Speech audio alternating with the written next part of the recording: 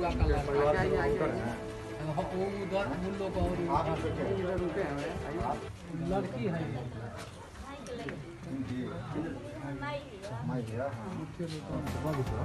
यही घर बन रहा है। हाँ, यही घर का मतलब। राजद के विधान पार्षद सह राजद अति पिछड़ा प्रकोष्ठ के प्रदेश अध्यक्ष प्रोफेसर रामबली सिंह चंद्रवंशी भोजपुर जिला अंतर्गत पीरो थाना के मोथी गांव पहुंच मृतक शोभा देवी के परिजनों से मुलाकात की और घटना की जानकारी ली।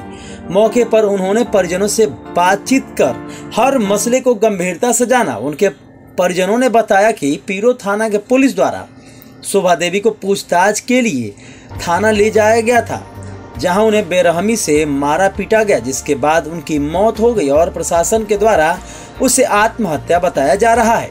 उनके बेटे प्रकाश कुमार को भी पुलिस द्वारा थाना के अंदर मारा गया है। उक्त घटना की जानकारी लेने के बाद राजद एमएलसी ने कहा कि यह एक अति संवेदनशील मामला है। इस घटना की जितनी भी निंदा की जाए वो कम है। परिजनों से मिलने के उपरांत राजद का यह जांच दल जिला प्रधान कार्यालय आरा पहुंचा, जहां प्रेस वार्ता आयोजित की गई। प्रेस को संबोधित करते हुए विधान पार्षद प्रोफेसर रामबली सिंह चंद्रवंशी ने कहा कि सूबे के मुखिया को जब जनता ने नकार दिया है तो अब अफसरों के बल पर सरकार चलाई जा रही है। अफसरशाही चरम पर है। पीरो थाना की घटना अमानवीय घटना है। पुलिस प्रशासन के ऊपर से जनता का विश्वास टूट चुका है। सब लोग के साथ एक फोटो हो जाए, उसके बाद अस्थिर हो जा लो, 5 मिनट के अंदर खत्म हो जाए। शुरू किया जाए। और अपने यहाँ राष्ट्रीय जनता दल का जो अति पिछड़ा प्रकोष्ठ होता है उसका प्रदेश अध्यक्ष हूँ।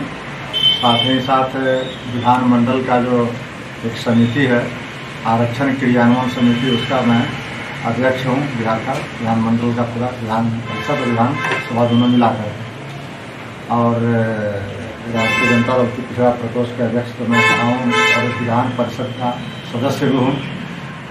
इस नाते मैं यहाँ आया हूँ आरा में। ये लगता लगातार आरा में 3-4 घटनाओं में मैं इधर आया, 2 महीना नहीं बीतता है कोई न कोई घटनाएं घट जाती हैं। और ये जो परसों की घटना है पीरो थाना के मोथी गांव में, वो इतना दर्दनाक घटना है कि पता नहीं चलता है। लगता है कि ये अंग्रेज राज को भी झूठा कर दिया है लोगों ने, कि कई बार, एक बार नहीं कई बार पुलिस मैनुअल का ही नहीं बल्कि जो ह्यूमन राइट्स और इंटरपोल या और वगैरह वगैरह जो संस्थाएं हैं जो व्यवस्था कर रखी है शासन प्रशासन का, उसका धज्जियां उड़ाई गई।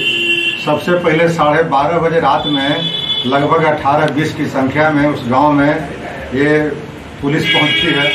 उस घर में, जिस घर में मात्र महिलाएं रहती है, एक बच्चा है, बाकी सारी महिलाएं हैं, उनके पुत्र तीनों बाहर रहता है, हस्बैंड बाहर रहता है, सारे लोग बाहर रहते हैं। उसमें वो एक आतंकवादी को भी पकड़ने में इस तरह का ये नियम नहीं है कि 12:30 बजे रात में किसी को पुलिस ला करके और औरत को पकड़ करके लाए। उसमें एक लेडी कांस्टेबल भी नहीं थी, पकड़ करके लाया। वो भी तीज के दिन, मतलब 8 तारीख के 12:30 बजे का मतलब समझिए कि 9 तारीख का शुरुआत हो गई और 9 तारीख के तीज था।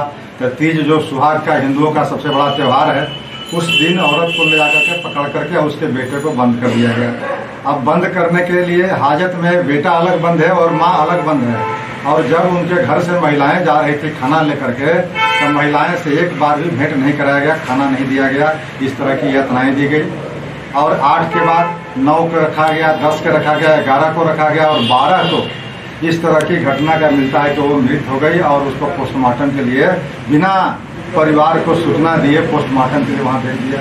तो यहाँ भी उल्लंघन, वहाँ भी उल्लंघन, और 24 घंटा से अधिक हाजत में रखने का पुलिस मैनुअल में कहीं कोई नियम नहीं है। उस नियम का भी इन्होंने धज्जियां उड़ाया।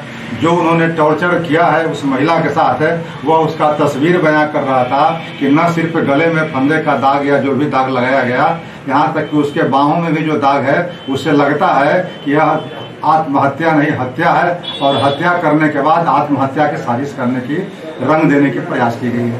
तो इस तरह की लोमहर्षक घटना का हम और हमारी पार्टी राष्ट्रीय जनता दल घोर निंदा करती है, भर्त्सना करती है। और अब लगता है कि बिहार में शासन भी नहीं है, सुशासन की तो बात बेमानी है। नीतीश कुमार जी से राज नहीं चल रहा है। अब जब गरीबों का इस तरह के असमत लूटे जा रहे हैं, इस तरह की हत्याएं थाने के अंदर हो रही है, तो अब बताइए कि कहाँ शरण ले सकता है। ये अति पिछड़ा वर्ग की महिलाएं थी जिसका कोई अपराध नहीं था, कोई FIR नहीं था, कोई स्पष्ट आरोप नहीं थे, अब बावजूद इसके इस तरह की घटनाएं घटती है। यह बहुत ही बेहद शर्मनाक है। इसके लिए न सिर्फ दोषी वहाँ के थानेदार और वहाँ की पुलिस है, बल्कि उसी पीरो मुख्यालय में वहाँ DSP रहते हैं और DSP के देखरेख में सारी घटनाएं हुई है। और न सिर्फ वहाँ की आँच आती है, परोक्ष रूप से जिला का जो कप्तान होता है पुलिस का मुखिया, वो SP होता है और SP पर भी यह आँच आती है कि SP से लगता है कि जिला नहीं संभल रहा है। और मैंने भी इस SP को कम से कम 15 बार फोन किया, एक बार भी फोन नहीं उठाता है। ये गजब तरीका है। सुशासन है कि शासन है कि क्या है, ये पुलिस तंत्र है कि जनतंत्र है, पता नहीं चलता है। तो इस तरह की गुंडागर्दी, इस तरह की तानाशाही जो है, इस तरह के अफसरशाही राज को हम लोग घोर भर्त्सना करते हैं, निंदा करते हैं, आलोचना करते हैं। और यह घटना के प्रति हम चाहते हैं कि सरकार इसकी न्यायिक जांच करावे। और न्यायिक जांच सिर्फ तभी हो सकती है जब तक इन अभियुक्तों को SP से लेकर के DSP और थानेदार तक ये 302 का मुकदमा नहीं होता है, स्पीडी ट्रायल नहीं होता है और इसकी फांसी की सजा नहीं होती है, तब तक इस तरह की घटना का पुनरावृत्ति होता रहेगा। इसलिए यह बहुत ही लोमहर्षक घटना है। ये जितनी भी इसकी निंदा की जाए उतनी कम होगी। इसलिए इसकी कम से कम सजा है फांसी की सजा, और फांसी की सजा जितना जल्दी हो स्पीडी ट्रायल करा करके, अगर नीतीश कुमार में थोड़ा सा भी लाज बचा हुआ है, थोड़ा सा भी नैतिकता है, तो इसकी न्यायिक जांच करावें ताकि उन पहलुओं का उजागर हो सके कि कैसे कैसे किन परिस्थितियों में इस तरह की यातनाएं दी गई। और दूसरा है कि 302 का अविलंब मुकदमा हो। ये ट्रांसफर और सस्पेंशन कहीं से भी पनिशमेंट नहीं कहा जाता है। इसलिए आज लिपापोती करने के लिए SP ने DSP के द्वारा जांच करा करके उसके रिपोर्ट पर चाहता है कि इस घटना को लिपापोती करना। लेकिन राष्ट्रीय जनता दल और हमारे नेता आदरणीय तेजस्वी प्रसाद यादव, उनसे भी हमारी कल बात हुई थी। उन्होंने भी कहा कि आप चले जाइए, पहले वहाँ देख लीजिए वहाँ की हालात क्या है, और इस लड़ाई को लेकर के हम लोग जहाँ तक भी जाना पड़ेगा, इंटरपोल और ह्यूमन राइट से लेकर के और अन्य संगठनों तक और कोर्ट तक जाएंगे। लेकिन उस पीड़िता के जो हत्यारा है, उस पीड़िता के जो दंड दिया है इस तरह का जघन्य अपराध की के मौके पर, उसकी सजा दिलाने के लिए हम लोग हर स्तर से इस पर आए। मैं अब स्पष्ट नहीं बयां करता। वो देखने के बाद मैं उस घटनास्थल से लौट करके आ रहा हूँ, ये खून खोल जाता है, रोंगटे खड़े हो जाते हैं। किस तरह के किस राज में हम लोग जी रहे हैं भाई, कि इस तरह के गांव में जाकर के 18-20 की संख्या में पुलिस, और आज तक भी 4 मोबाइल उस घर में थे, 3-4 मोबाइल, उसका मोबाइल को अपने से जबरदस्ती वहां से ले लिया है और ले करके अपने थाना में जब्त कर लिया है। लगता है कि यह चोर और डकैत के रूप में भूमिका निभा रही है पुलिस। 12:30 बजे रात में लेडीज पुलिस नहीं है, लेडीज के घर में तलाशी करती है, टॉर्चर करती है, भद्दी भद्दी गालियां देती है। इस तरह का पुलिस का क्या है। 2 दिन के बाद उसकी ननद गोतनी जो थी कह रही थी कि एक पुलिस ने आया, कहा कि बहुत गंदा हो गया, उसका कपड़ा दो, साया और साड़ी मांग करके घर से ले गया। तो इस तरह का जघन्य हत्या का जितना भी आप लोग सब लोग से, पत्रकार बंधुओं से, यहाँ जो शांति पसंद लोग हैं या जो लोकतंत्र में विश्वास करने वाले लोग हैं, सारे लोगों से मैं अपने तरफ से भी, अपने समाज के तरफ से भी, अति पिछड़ा समाज की तरफ से भी, राष्ट्रीय जनता दल के तरफ से भी यह मांग करता हूं कि जल्दी से जल्दी उस घटना की न्यायिक जांच हो और 302 का मुकदमा इन तीनों पर दायर किया जाए। न सिर्फ थानेदार पर बल्कि DSP और SP तीनों को इसके लिए मुजरिम बनाया जाए और मुजरिम बना के स्पीडी ट्रायल कराया जाए, तब जाकर के इस घटना का पटाक्षेप होगा। इससे पहले भी आप आरा पहुंचे थे, प्रेस वार्ता किया, तो वो भी इसी तरीके का कुछ घटना पुलिस उस समय भी ऐसा भी घटना घटी थी। इसके पहले भी आपको पथार घटना घटी थी। यह लगातार मेरा 6 महीना से यह तीसरा या चौथा घटना में आया। हाँ। तो अब किस तरीके से आगे पार्टी कुछ स्टैंड लेगा, क्या स्टैंड होगा? पार्टी तो मैंने कहा शुरू में कि हमारे नेता आदरणीय तेजस्वी जी को मैंने कल इस घटना से अवगत कराया।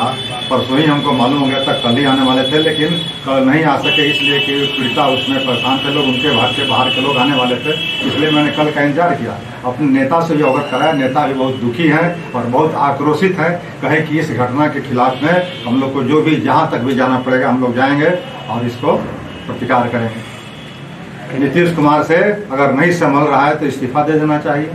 अब गरीबों की जान अगर पहले सामंतों के द्वारा लूटी जाती थी, इज्जत एक समझ में आती थी बात, लेकिन अब पुलिस में और हाजत में इस तरह की घटनाएं घट रही है और पता नहीं क्या क्या अत्याचार व्यभिचार हुआ है, ये तो जांच में स्पष्ट होगा। लेकिन प्रथम दृष्टया ये हत्या है, बलात्कार है और पुलिस मैनुअल का खुल्ला उल्लंघन है। इसलिए इसकी न्यायिक जांच जरूर हो और दोषियों को फांसी की सजा हो।